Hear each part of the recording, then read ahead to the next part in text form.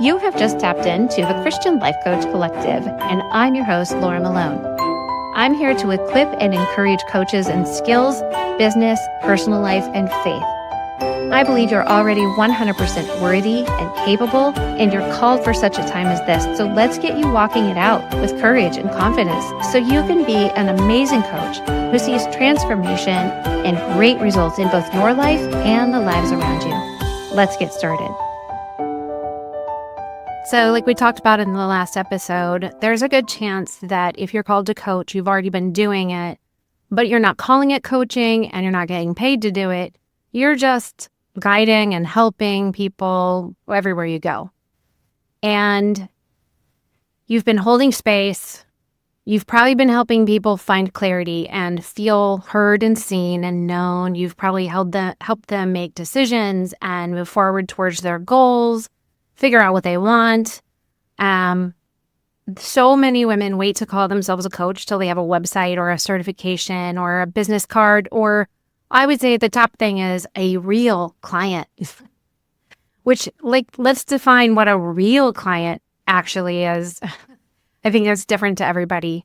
And if you think a real client is someone who has gone through all of the steps of booking and scheduling and signing a contract and paying something and showing up for an hour session, and that's when you get a real client, then you're missing out on something really deep and special. All of the experience. If you can see everybody in front of you as a client, whether they pay you or not, you'll get so much more value and experience, and you'll actually realize that you've been doing this for a long time. You don't have to get paid to be a coach, right? I coach a lot for free. I run a nonprofit. I coach a lot of people, and they're all my clients, even if they're friends or employees or kids. I'm still pulling on the gifting and calling of coaching in my life, whether I'm being paid or not. So I just want to cut the legs out of that lie for you. The truth is that coaching doesn't begin when somebody pays you, okay? It begins the minute you start showing up intentionally for someone else's transformation. So if you're here and listening to this episode, you've probably been doing that for a while.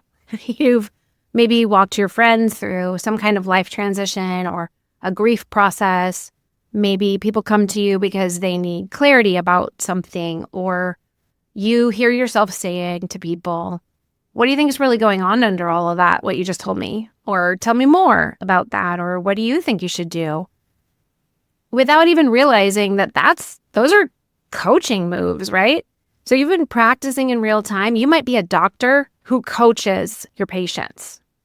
You might be a teacher who coaches the teachers around you. You might be working as a nurse, and you keep finding that you're coaching the other nurses through their compassion fatigue, through taking action in their life at home, right? Without a label of a coach, without a paycheck from a coaching business, without the platform of I'm a coach. So if now you're starting to wonder if it's time to own that, I want to help you talk about what does that shift look like? Because it's not about money. It starts in your mindset. It's about moving from I am a helpful friend to everybody who comes my way, to I am a skilled guide. I'm investing myself to becoming a great coach to whoever God sends my way. Go from I'm just being nice, I'm just being helpful, to I actually bring something really valuable to the table. Going from this is just who I am and blah, blah, blah, to this is also what I do. And I can structure it and name it and invite others into it, whether I'm paid or not. So there is nothing wrong, let me be clear, with offering encouragement and insight as a gift. But when you feel the nudge to go further and give it a container and treat it like the real valuable work that it is, that's not being prideful. It's getting into alignment. Because you're not selling your friendship. You're actually creating an intentional space, an intentional rhythm and structure and support that actually helps people who want your help go further and become more sustainable on their own, right? take personal responsibility, take ownership, use the tools you offer them, and follow through. You're saying this matters because it does. So if you've ever been thinking like, I love helping people, but I am not sure I'm qualified, or it comes so naturally, like I do it all the time for free, could I really charge for it? Or even, I think a lot of my clients struggle with who would actually pay for my help? Something I do for free all the time. How could I possibly get these people? And I think too, if you only imagine that the only people you're ever going to help are the people who capture you in the parking lot or, after church, or the people at work, and they're all used to you giving them free coaching. If you think those are the only people that you're ever going to work with, then you will struggle with this belief that no one will pay you, because you know what? They won't. You've taught them how to treat you, and you've been doing it for free for a long time. So if you're not guiding them into your ecosystem with the revelation that you are a great coach and they can book a session if they need help, instead of, wow, my kids are sitting in the hot minivan after church for an hour while I coach this person because I don't know how to get away from them because I really do want to help them and I feel so alive helping them. But they also won't stop needing help and my family wants to go home. The kids are crying. They need a nap. They want lunch. I got to go to the grocery store. And it can lead to like this sabotage that you can actually end up feeling resentful for, which is really this weird cycle because you feel so alive when you're doing it. You just need a container for it. You might actually have a different job that you're doing, but you want to do coaching because you're coaching instead. Maybe you work at a restaurant and you love the restaurant business because of how you get to serve people and you're helping hearted, but you hate the hours of the restaurant business.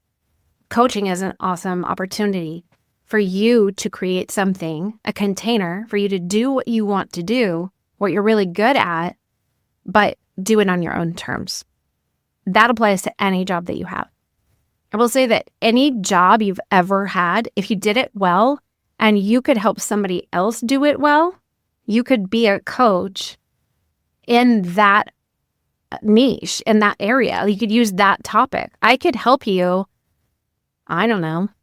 I know that with all my restaurant experience, I could totally help servers, restaurant managers, trainers, proprietors, restaurant, like the people who open the restaurant because they have a vision for it.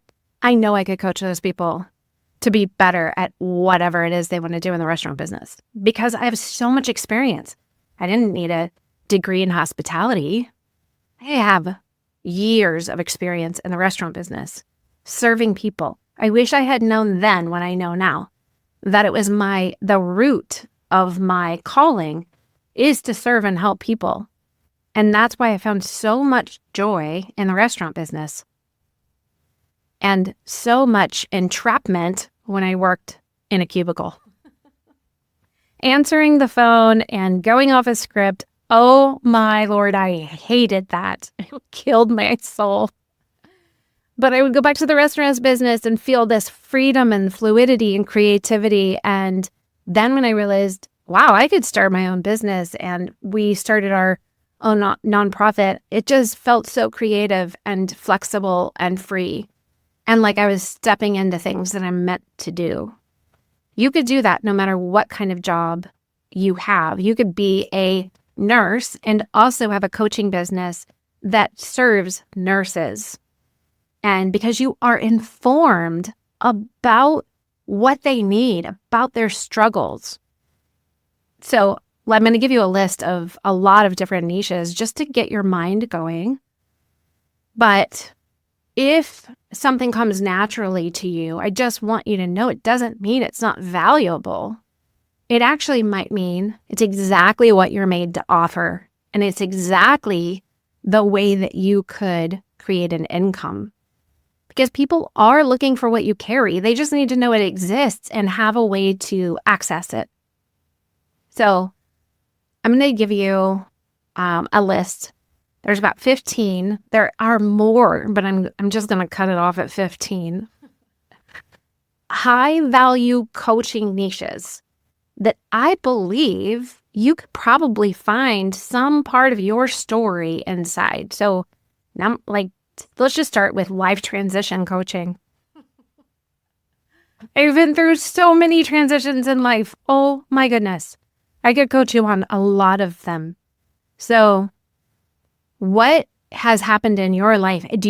Have you navigated transitions? What could you actually help someone else if they came to you and said, I'm in a shift season. Could you work with me? Could we have 4 sessions where you ask me questions about the transition I find myself in and help me find the next right step and renew my mind and change my perspective? Could you offer me possibilities? Could you do that for anybody who's in some kind of transition in their life? Maybe going from high school to college, college to career, career to stay-at-home mom to career, a dad who needs to stay at home and has a sick wife. Like, oh my gosh, divorce, separation, taking care of aging parents. There are so many transitions in life and everybody needs help. There's also obviously executive and leadership coaching. Have you ever been in leadership? Could you help other leaders? Have you ever been in the executive corporate world and you could help those people gain confidence and grow into a promotion? Everybody has these needs, right? There's emotional intelligence and mindset coaching. Yes and amen. Health and wellness coaching. What have you accomplished? I see the things on Pinterest all the time, like wall Pilates 28-day challenge for women over 40. Like, there's probably so many people clicking on that. But would you be able to coach somebody who says, I'm in perimenopause? Actually, let me know if you do. And everything is changing. Have you been through that? Do you have some tricks and some tools and some tips? Would you be willing to be an ear when some woman is like, this is exhausting. I haven't slept. I don't know what to do. My doctor doesn't know anything about perimenopause, doesn't believe it exists. My husband is so confused. My kids think I'm crazy. I'm hot. I'm cold. I'm hot. I'm cold. I'm hungry. Please get the food away from me. Like, all the things. Have you ever experienced that? Would you be willing to be there with somebody else while they're going through it? And that's also weight loss or just nutrition, like getting into a lifestyle of taking care of yourself, right? There's career and purpose coaching, helping find somebody discover the career path that they are made for that would be sustainable and life-giving to them, or helping them find purpose in any area of their life. There's confidence and identity coaching, entrepreneur business startup coaching, if you've ever done that and you have like a kind of a clear path of how to help somebody do it. There's faith-based or like spiritual growth and discipleship coaching, relationship and marriage coaching, burnout and boundaries coaching. Ever been burnt out? Ever been somebody who got trampled on and then decided not to let that happen anymore and you could help somebody else? There's productivity, organization, time management coaching. There's trauma-informed or healing-centered coaching and parenting and homeschool coaching. Yes, we need some. Please become a parenting or homeschool coach. Mindset, a money mindset, or like financial stewardship coaching. Do you have any skill? Have you been a banker? Have you been a financial planner? Would you be willing to help singles or married couples or families like figure out how to change their mindset about money and face their fears and start learning how to steward it well, right? Last but not least, for sure, I'm just leaving it because last is what I want to talk about it, is consultant coaching. And the next episode, I'm going to tell you more about that and my plans for it. So I want you just write down like 4 or 5 situations where you've already been showing up like a coach, deep conversations with friends, helping people make decisions, Maybe you are like the listener and like somebody has said to you, wow, I have never said that out loud before. And I want you to not dismiss that and think, like, what would it look like to give that same energy and care to a client who's actually invested in the process and step into that role on purpose? I'm just going to say, when you give away free coaching, you don't have invested clients in front of you. You have people who are pulling on you because they're in the moment. They're maybe trauma dumping. Maybe they're debriefing. Maybe they're going to take the action that you guys talk about taking, but there's a good chance they won't. What happens when you say, I'm a coach, would you like to be my client? It invites them to be proactive and intentional and take personal responsibility so you actually help them get better results because they have accountability, because they know that they've made an investment. And it's not just financial, it's an investment of their commitment energy, their decision energy, their motivation and intention energy. They're investing themselves into a growth process. How many times have you helped somebody and coached somebody and guided somebody and invited them to growth, only to find out that they never did anything you talked about? I can raise my hand and say hundreds of times, especially over my life, maybe thousands. And I get really frustrated when I have helped somebody and I've invested my energy only to find that they were not as invested as I am. I don't even work with clients who are not invested in their own work. Please don't pay me and then don't show up. I don't need your money. I need your transformation. That's what lights me up. That's what makes me want to keep doing this, right? I think about, I was leading worship and I just remember the day. I'm like, I have little kids. I live in a crazy place. I don't have any help. And when I would lead worship, I would, you have to spend time getting prepared and praying and asking the Lord, what's the flow? What's going to happen? What do you want to do? Work on those songs, practice on the keyboard or the guitar, whatever. What am I going to play for this set? And who do I need? Do I need somebody on the djembe? If I'm playing the keyboard, do I want somebody on the guitar? How do I work with them? Like, there's so much that goes into it. And then I would get there, and I remember one day, everybody at church was staring at the wall behind me where the words were. And I clearly remember the experience I had of feeling their level of investment and energy in this does not equal mine. And I am bringing great value right now. And I deserve to have that value respected. My time and energy. I deserve to be respected for what I'm putting into this. And I actually went to the pastor and I said, I'm sorry, I can't lead Sunday morning worship anymore. But I will lead. This is my way. I'm like, I won't do that, but I will do this. And that's why I started a business. I'm like, I won't do those things, but I will do these things. And I got some boundaries. I will do a Thursday night hungry worship night.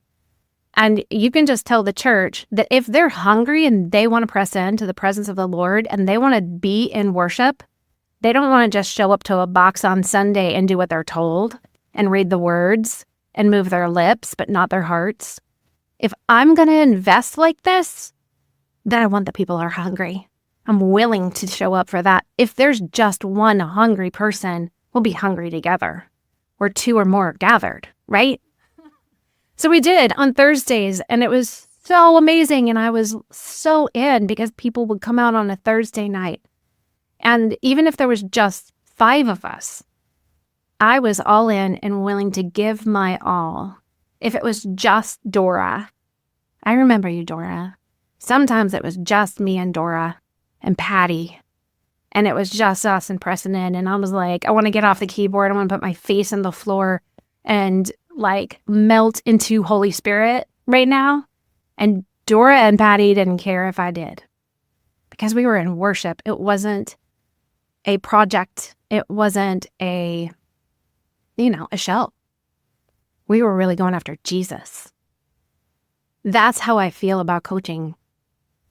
And when you do the thing that costs people nothing, then they'll do it because they think they should.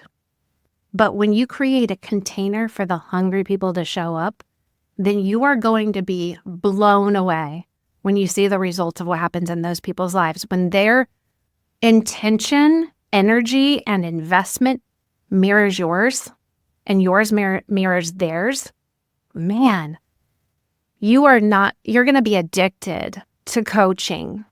You're going to be addicted to seeing Jesus show up in your sessions and change lives. It's going to be so powerful. If you want that, I'm so excited for you.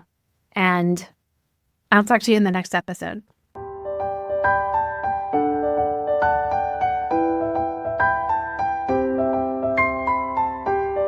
Thanks for listening. For more coaching resources and to learn how to work with me, head to sterlingandstonementoring.com or click the link in the show notes. Remember, walk boldly in your calling, and I'll talk to you next time.